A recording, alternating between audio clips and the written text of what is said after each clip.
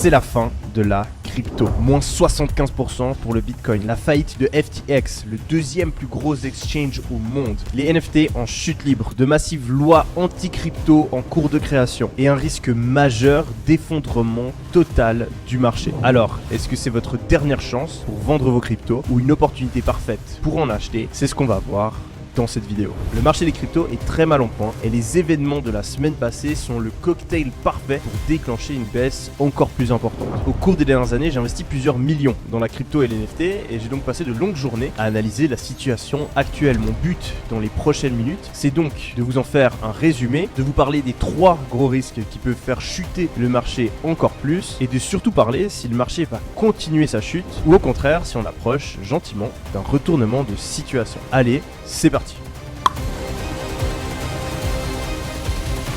Pour bien comprendre l'état actuel du marché de la crypto, il faut revenir 2 ans en arrière. La crise du Covid commence et on voit une baisse forte, rapide et généralisée de tous les actifs. Bourse, immobilier, obligations, or, crypto, tout y passe, c'est la panique. Les États vont donc réagir afin d'éviter un effondrement massif de l'économie. Ils vont prendre des mesures inédites et donc se mettre à imprimer des trilliards de dollars. Le truc, c'est que tout cet argent, il faut l'injecter quelque part. Les banques centrales vont donc principalement les utiliser pour acheter des titres financiers. Ils vont aussi en distribuer une partie aux entreprises et à la population, mais l'écrasante majorité de toute cette nouvelle monnaie va au final se retrouver sur les marchés financiers. Cet argent va être utilisé et réutilisé pour acheter des actions, des obligations, des ETF, des fonds de placement et aussi massivement des crypto-monnaies. On a donc une augmentation de la demande, beaucoup plus d'argent qui est dépensé pour acheter des cryptos et ça va conduire à une forte augmentation de leur prix. C'est pour ça qu'on a un bull run qui se déclenche quelques mois après la crise du Covid. Ce bull run va ensuite être amplifié par 2 phénomènes. Le premier, c'est le phénomène du momentum. C'est un concept bien connu dans le monde des investissements qui explique que quand quelque chose monte, ça a tendance à monter encore plus haut. Et à l'inverse, quand quelque chose descend, ça a tendance à descendre encore plus bas. C'est dû principalement à la psychologie humaine où quand on va voir un actif qui monte, ah regarde le Bitcoin il est passé de 20 à 30 000, et ben on va avoir cette fameuse FOMO, cette peur de manquer une occasion en or. On va donc acheter et ça va prolonger la montée en flèche du prix de l'actif. C'est donc comme ça qu'on va passer très rapidement d'un Bitcoin à moins de 10 000 euros à 20, 30, 40, etc. au cours de l'année 2020 et 2021. Le deuxième phénomène, c'est l'amplification de cet effet de momentum avec les réseaux sociaux. En effet, on va de plus en plus parler des investissements, de la crypto-monnaie, de l'augmentation des prix sur les différents réseaux sociaux. Ça commence en premier sur Twitter, où il y a une réelle communauté qui grossit en flèche. Plus il y a de gens dans cette communauté, plus les gens achètent, plus les gens sont euphoriques et plus ce bull run continue. Et ça va ensuite se propager à YouTube, Instagram, Facebook, Reddit et même TikTok. On parle partout de l'envolée des prix, ce qui donne envie à plus de personnes d'acheter, ce qui fait monter les prix toujours plus haut, etc., etc. On va aussi voir de plus en plus de nouvelles positives par rapport au marché des crypto-monnaies, des technologies qui progressent, de gros acteurs institutionnels qui se mettent à investir, des Fortune 500 companies, les plus grandes entreprises au monde qui incluent les cryptos, le metaverse, les NFT dans leur stratégie moyen et long terme, les plus grands influenceurs au monde, rappeurs, célébrités, les entrepreneurs les plus influents comme Elon Musk ou Mark Cuban qui se mettent à promouvoir le marché et tout ça combiné, ça nous fait monter le Bitcoin jusqu'à plus de 60 000 $. Mais voilà, à la fin de l'année 2021, les choses vont changer et cela principalement à cause de la situation macroéconomique. Les États-Unis et l'Europe vont se retrouver confrontés à une augmentation massive de l'inflation. En effet, la masse monétaire a tellement augmenté, les gens ont tellement plus d'argent qu'ils se mettent à dépenser massivement et font augmenter la demande. Mais voilà, l'offre ne peut pas suivre. Et quand vous êtes propriétaire d'une entreprise, que l'offre est plus petite que la demande, et bien vous augmentez les prix. C'est très simple, imaginez-vous être concessionnaire, vous vendez des Mercedes, il vous reste 5 modèles, le prix standard est de 100 000 €, mais vous avez 10 personnes qui vous appellent et qui sont prêtes à l'acheter à ce prix. Donc vous allez tout simplement faire passer le prix à 110 000 € ou 120 000 afin de pouvoir récolter le plus d'argent possible pour votre quantité limitée. On va donc avoir une inflation sur le prix des Mercedes et c'est exactement par le même mécanisme que s'explique une augmentation de 8, 9, 10% des prix généralisés dans toute l'économie. Ça, c'est un véritable fléau parce que ça appauvrit toute la population et pire encore, ça peut se transformer en hyperinflation, donc une augmentation encore plus rapide des prix des biens et services dans l'économie, ce qui peut détruire une économie tout entière. Les États vont donc réagir par le biais des banques centrales et ils vont augmenter les taux d'intérêt. On en a déjà parlé dans d'autres vidéos. Quand les banques centrales augmentent les taux d'intérêt, ça fait augmenter le prix de l'argent, ça diminue donc les endettements et les investissements et à terme, terme, ça fait ralentir toute l'économie, mais aussi baisser le prix des actifs sur les marchés financiers. Et tout comme les actions ou les obligations, la crypto-monnaie, ça ne fait pas exception. Et ouais, contrairement à ce que plein de personnes disent, la crypto, c'est fortement corrélé au marché des actions aujourd'hui, et donc c'est fortement influencé par ce qui se passe dans l'économie. On voit donc une baisse généralisée des marchés depuis la fin de l'année 2020. Il existe beaucoup moins de liquidités et l'effet du momentum se retourne, tout comme on a envie d'acheter du Bitcoin quand il vient de passer de 20 000 à 30 000, et ben on a aussi envie de le vendre quand il passe de 50 à 40 parce qu'on pense qu'il pourrait s'effondrer toujours plus bas. On panique de plus en plus sur les réseaux sociaux, ce qui renforce ce sentiment négatif par rapport au marché de la crypto. Et en plus de ça, peu à peu, de plus en plus de nouvelles négatives vont voir le jour dans l'actualité. Et ça commence avec l'effondrement de Luna, qui faisait partie du top 10 des cryptos à son apogée et qui avait pour but de créer un stablecoin, donc une monnaie indexée au prix du dollar, et de récompenser les personnes qui interagissaient avec l'écosystème Luna en leur proposant des retours sur investissement très intéressants via un système qui s'appelait Encore Protocol. Je vous la fais courte, comme toute opportunité d'investissement qui vous promet des rendements de 20% sans risque, Luna était un énorme Ponzi. Et ça marchait uniquement parce qu'il y avait toujours plus d'investisseurs, toujours plus de personnes qui entraient dans l'écosystème crypto. Et le jour où cette tendance s'est inversée et qu'on a de plus en plus de personnes qui ont commencé à vendre, à sortir de cet écosystème, eh bien Luna n'a plus pu assumer ses obligations. En plus de ça, il y a des petits malins qui ont attaqué l'écosystème car ils y voyaient une faiblesse, ont profité de tout ça en réduisant les liquidités et en pariant à la baisse, ce qui a accéléré la chute de tout ça. Bien sûr, je simplifie énormément, mais ce qu'il faut retenir, c'est que comme le dit Warren Buffett, c'est que quand la marée se retire qu'on voit les gens qui nageaient à poil. En effet, il y a plein de trucs qui marchent quand on est dans un marché haussier. Et c'est uniquement quand les temps sont durs qu'on va voir quelles étaient les personnes et les projets qui n'étaient pas réellement solides. C'est le cas pour Luna au début de l'année 2022, une tonne de projets dans les mois qui vont suivre, et finalement ça va même être le cas pour le deuxième plus gros exchange au monde, qui gère des dizaines de milliards de transactions, qui a levé plusieurs centaines de millions auprès des meilleurs VC comme Sequoia, qui se payent du sponsoring à la télévision américaine, des stades de basket et les plus grandes stars comme ambassadeurs. Ça va être le cas pour FTX.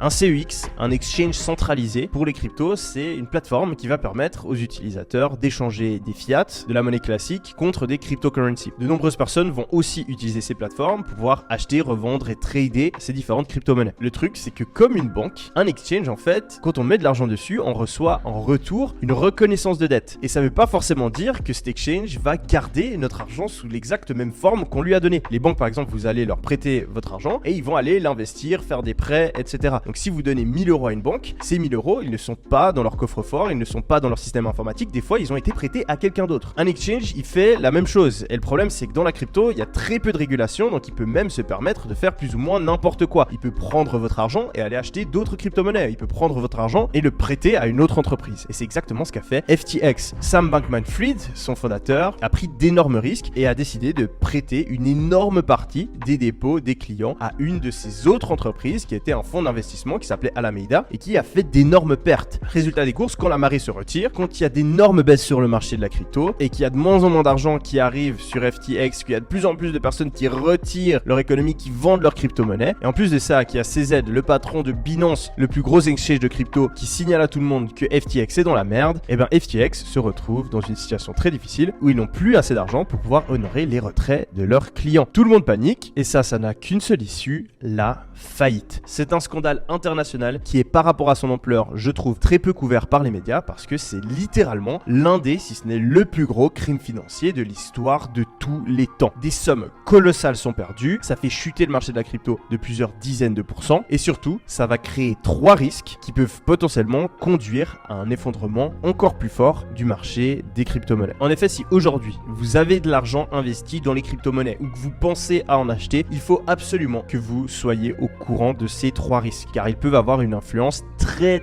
négative sur le prix de la crypto-monnaie. Le premier risque, c'est que les dominos continuent à tomber. Avec la faillite de Luna et surtout de FTX, on s'est rendu compte que dans le marché de la crypto, il y avait énormément de décisions très risquées, voire même illégales, qui avaient été prises par les créateurs d'exchanges, de plateformes, de projets, d'écosystèmes et de crypto-monnaies. Tout ça, ça fonctionnait très bien et ça a même participé à l'énorme ascension qu'on a vue en 2020 et 2021. Le problème, c'est que tous ces risques qui ont été pris, quand on est dans des situations plus difficiles, difficiles, eh bien ils peuvent conduire à la faillite. Je vous donne quelques exemples. FTX avait prêté l'argent de ses clients, mais ce n'est probablement pas les seuls. Il y a énormément d'autres plateformes et projets qui ont décidé de réinvestir les dépôts de leurs clients, qui ont fait des prêts qu'ils ne pouvaient pas rembourser, qui ont utilisé du levier, qui se sont endettés pour prendre des positions encore plus grosses. Ou même potentiellement comme c'est le cas avec Tether, l'USDT, qui ont créé des stablecoins et qui ont ensuite utilisé l'argent des personnes qui les ont achetés pour faire des investissements. Toutes ces choses-là, on ne les voit pas jusqu'au moment où c'est trop tard. Et le problème, c'est que plus le marché baisse, plus il y a un risque que ce genre de projet fasse faillite, plus ça va faire baisser le marché, ce qui va faire faillite d'autres projets, ce qui va faire baisser le marché, etc., etc. Encore pire, FTX a perdu des milliards. Et ces milliards, ils appartenaient à des clients lambda, mais aussi à d'autres projets crypto et d'autres exchanges. Ces plateformes-là avaient placé leur argent sur FTX pour essayer de gagner encore plus d'argent, mais maintenant il est perdu. Il existe donc un trou qu'ils peuvent essayer de couvrir tant bien que mal, mais qui va probablement tôt ou tard les faire faillite eux aussi. C'est ce qu'on appelle en finance un risque de contagion. Quand vous avez une partie de l'écosystème qui fait faillite,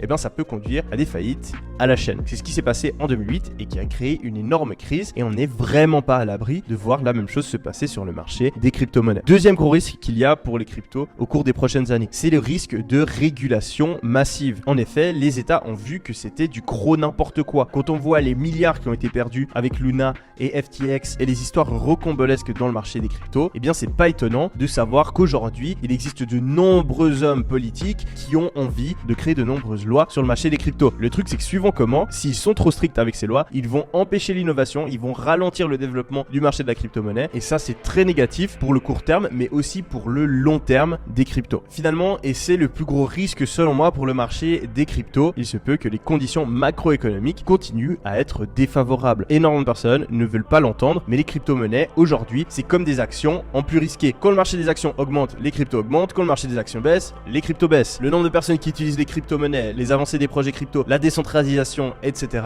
c'est sympa, mais au cours des dernières années, c'est pas ça qui a fait augmenter le marché crypto. Ce qui a fait augmenter le marché crypto, c'est comme on l'a vu en début de vidéo, l'augmentation de la masse monétaire, et puis un marché boursier à la hausse. Du coup, si on prend ça en compte et qu'on jette un œil à l'environnement macroéconomique actuel, on se rend compte qu'il suffit que la Fed continue à augmenter les taux d'intérêt, qu'on entre véritablement en récession, qu'on ait une baisse de la croissance, une augmentation du chômage et des problèmes de surendettement pour qu'on continue à avoir une baisse du marché des cryptos. Du coup, vous allez probablement penser que j'ai vendu toutes mes cryptos et que je vous recommande de faire de même. Mais ce n'est pas le cas, et il existe 3 raisons. La première, c'est que je crois dans le marché des cryptos à long terme. Je ne suis de loin pas le plus gros adepte de cryptocurrency. J'ai même souvent été très critique à l'égard de tout ça, car il existe pour l'instant très peu d'utilisation dans le monde réel. Mais je pense qu'à moyen long terme, le marché des cryptos a un véritable avenir. C'est pour ça que j'ai envie d'avoir une petite partie de mon portefeuille d'investissement qui est investi dedans. Si aujourd'hui vous hésitez à investir ou à vendre, je vous invite donc réellement à vous poser une question. Est-ce que vous croyez dans les cryptos à long terme? Et si oui,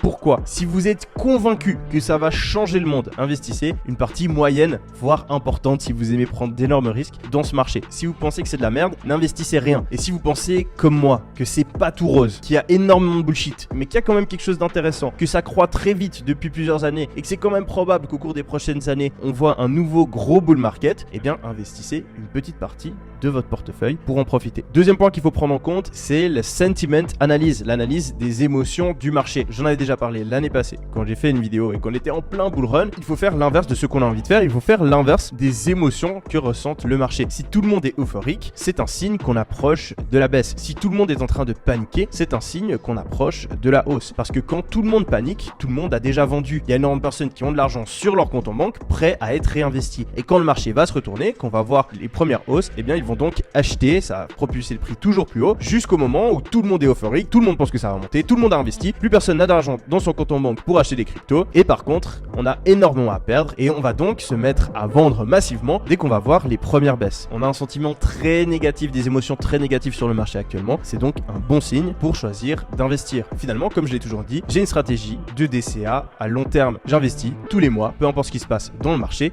sur le long terme. Aujourd'hui, sur mon portefeuille crypto, je suis en perte. Et des fois, j'ai des personnes qui viennent vers moi et qui me disent « Ah mais Yomi, est-ce que tu regrettes pas d'avoir acheté alors que ça a baissé, etc. » Et à ces personnes-là, je leur réponds que non, parce que j'ai l'humilité. Depuis que j'ai commencé à faire des investissements, de savoir que je n'ai pas de boule de cristal. J'ai des pressentiments, mais je ne sais pas si le marché va baisser monter, car il y a des milliers de choses à prendre en compte. Je choisis donc de ne pas m'obséder sur les prochains mouvements du marché et de, à la place, investir tous les mois peu importe la situation macroéconomique, peu importe les news, afin de maximiser, car je sais que si je le fais à long terme, je serai gagnant. Et quand on suit cette stratégie, par définition, on va des fois investir quand c'est tout en haut. Mais c'est pas grave, ce qui est important c'est la moyenne et c'est surtout l'argent qu'on aura dans 10, 20, 30, 40 ans. Je vais donc continuer à appliquer ma stratégie, même s'il existe aujourd'hui de nombreux risques. Je pense qu'il y a plein de scénarios où le marché continue à baisser, mais il a déjà énormément baissé. Les émotions sont très négatives sur le marché, les réseaux sociaux, etc.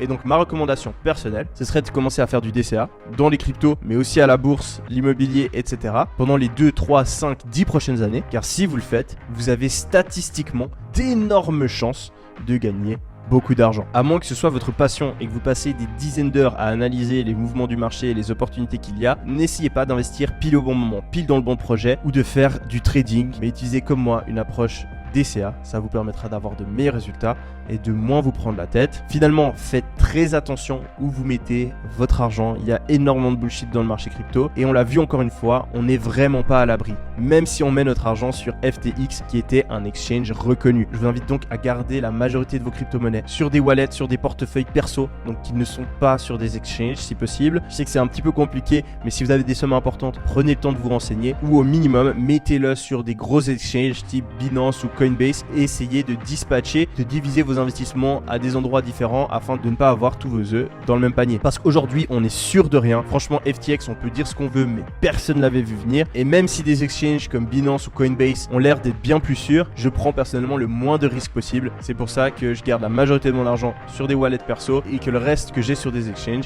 eh ben, je le divise dans plein d'exchanges différents. Faites aussi attention à être diversifié, à ne pas avoir que votre argent en crypto. Je pense que c'est toujours bien d'avoir des obligations, des actions, de l'immobilier, peut-être un petit peu de matières premières, etc. Et je vous souhaite vraiment le meilleur dans vos investissements. Si ça vous intéresse de le faire, je vous laisse avec une vidéo où on vous explique exactement comment investir en partant de zéro pendant ces périodes de crise. Et on se retrouve très prochainement sur la chaine. C'était Yomi.